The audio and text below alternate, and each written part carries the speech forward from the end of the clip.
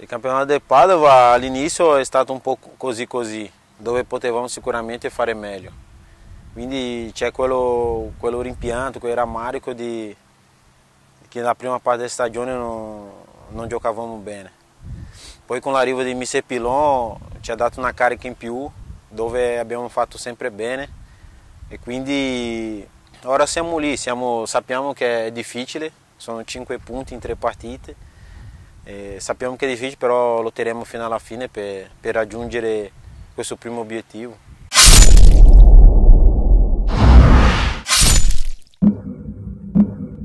Uma canzone brasiliana? Tá tranquilo, tá favorável. Tá tranquilo, tá favorável. Tá tranquilo, tá favorável. Tá tranquilo, tá favorável. Só os vilão, vem. Não, Padova subito, quando ho sentito Padova ero contento perché un po' di anni fa ho giocato con Bruno, che è un altro brasiliano che giocava qua nel Padova in Serie B, quindi lui mi parlava sempre bene di Padova, che era stato bene e quindi era una piazza che conoscevo già un pochettino di nome, no? Perché mi parlava tanto Bruno. E poi quando sono venuto la prima volta a visitare la città, quindi mi è piaciuta sin da subito, quindi non ho avuto dubbi in firmare il mio contratto. Ormai sono 10 anni che vivo in Italia. Nel Brasile mi manca la mia famiglia, no? Che le vedo poco e quindi spero ora quest'estate tornerò in Brasile per vedere la mia famiglia e per visitare un po' il Brasile, che è da un po' che non ci vado. Il calcio per i brasiliani è il primo sport, no? Quindi i bambini già sin da piccoli cominciano a giocare già per strada, come l'ho fatto io, no? E ogni angolo del Brasile c'è un ragazzino con una palla in mano, no? Quindi il calcio per i brasiliani è tutto. È un brutto ricordo, no? Una brutta partita, mi ricordo bene, dove io stavo guardando, io che ero da casa stavo guardando, sono rimasto male. Mi ricordo dopo 3-4-0 sono rimasto già male, quindi è il mondiale in casa dove pensavamo di arrivare fino in fondo, però purtroppo non siamo riusciti. E purtroppo è stata una brutta sconfitta. Il calcio italiano, mi ricordo più di 10 anni fa, facevano vedere sempre le partite, no, in Brasile delle squadre italiane. Quindi 10 anni fa il calcio italiano era molto seguito in Brasile.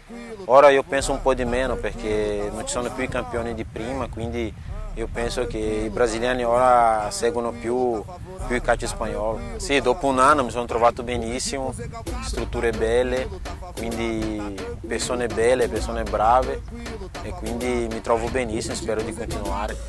Per dire la verità il mio ruolo è centrale, dove mi piace giocare, quindi faccio per il mister, faccio per la squadra, quindi mi sacrifico. Però il mio ruolo vero è da centrale. Quando ero piccolo il mio idolo era Romario, no? Era per me era il giocatore più forte al momento, quindi sono cresciuto vedendolo giocare, quindi per me lui, dopo Ronaldo, sono i giocatori che più mi hanno impressionato, i giocatori che ho più seguito nella mia vita. Sì, prima ho cominciato come un trequartista attaccante, no? Quando ero piccolo. Poi come all'epoca ero uno dei più alti della squadra, il difensore in quel giorno stava male, non ha potuto giocare, quindi il mister mi ha provato in difesa.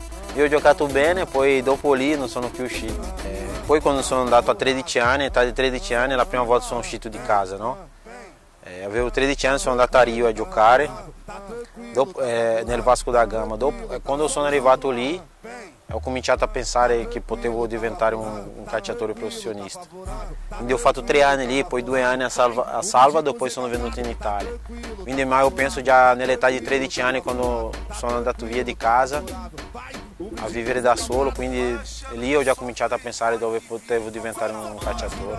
Sono arrivato qua giovane, quindi sono rimasto subito impresso quando sono arrivato a Milanello, che è un ragazzo di 18 anni, era un sogno, no? Vedere tutti i calciatori della nazionale, capitano Cafu, tutti quelli che giocavano in nazionale, quindi per me un giorno era a casa mia, un giorno dopo ero dentro Milanello, quindi quello lì che mi è rimasto impresso è il mio arrivo a Milanello.